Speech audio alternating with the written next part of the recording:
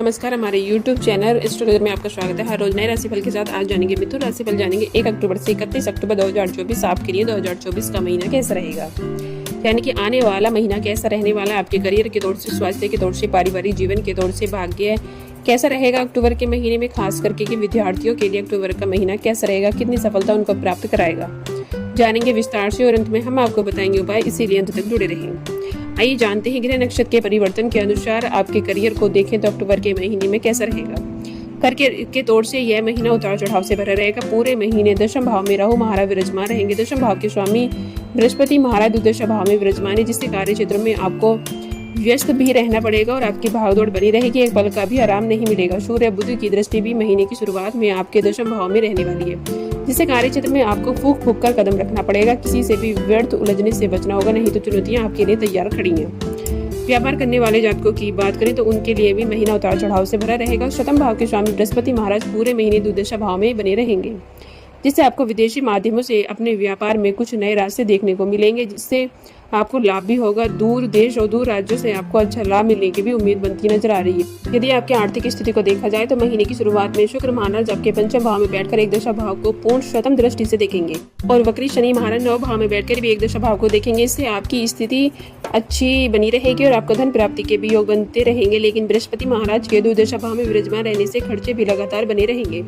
9 अक्टूबर से बृहस्पति के वक्री हो जाने के बाद खर्चों में अप्रत्याशित बढ़ोतरी के संकेत भी मिलते नजर आ रहे हैं, इसलिए आपको इस महीने खर्चों पर विशेष रूप से ध्यान देना होगा। यदि आपके स्वास्थ्य को देखा जाए तो स्वास्थ्य के लिए महीना उतार चढ़ाव से भरा रहने की संभावना है। पूरे महीने बृहस्पति महाराज आपके द्वादश भाव में विराजमान है। 9 अक्टूबर से वक्री भी हो जाएंगे और महीने की शुरुआत में मंगल महाराज आपके प्रथम भाव में रहकर आपके स्वास्थ्य को पीड़ित बनाएंगे। तो महीने की शुरुआत में ही सूर्य बुध और केतु की युति आपके चौथे भाव में रहेगी। राहु दशम भाव में होंगे, जिससे परिवार के सदस्यों के साथ साथ आपको भी शारीरिक चुनौतियों का सामना करना पड़ सकता है।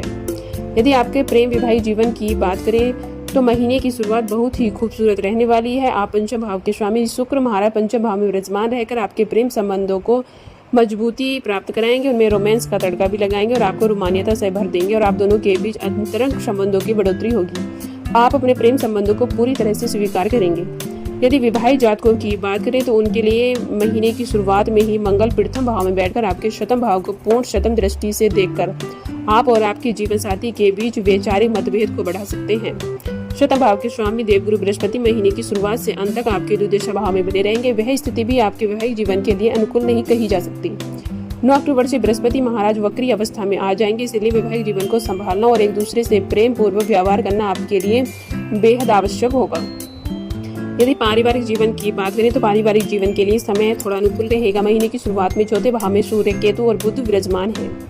दशम भाव में राहु की उपस्थिति होगी। इसके अतिरिक्त मंगल की दृष्टि भी चतुर्थ भाव पर होगी, जिससे पारिवारिक जीवन में तनाव और टकराव की स्थिति हो सकती है। परिवार के बुजुर्ग, विशेष रूप से आपके माता पिता को स्वास्थ्य समस्याएं पीड़ित कर सकती हैं। द्वादश भाव में बैठे देवगुरु बृहस्पति की दृष्टि चतुर्थ भाव पर होने से कुछ समस्याओं में कमी रहेगी, लेकिन वह भी 9 अक्टूबर से वक्री हो जाएंगे, जो आपको अपने परिवार के सदस्यों का और उनके स्वास्थ्य का ध्यान देना होगा। घर की अशांति को दूर करने के लिए आपको हर संभव प्रयास करने होंगे। 10 अक्टूबर से बुध तुला राशि में आपके पंचम भाव में चले जाएंगे। सूर्य भी 17 अक्टूबर से तुला राशि में चले जाएंगे। इससे कुछ हद तक आपको पारिवारिक संबंधों में तनाव में कमी महसूस होगी और स्थितियां भी सुधरने लगेंगी। भाई बहनों का आपको पूरा सहयोग प्राप्त होगा।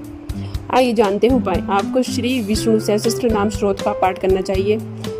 आपको तरक्की पाने के लिए आपको किन्नरों से आशीर्वाद अवश्य लेना चाहिए। शनिवार के दिन शनि मंदिर जाकर साफ सफाई का काम आप अवश्य करें।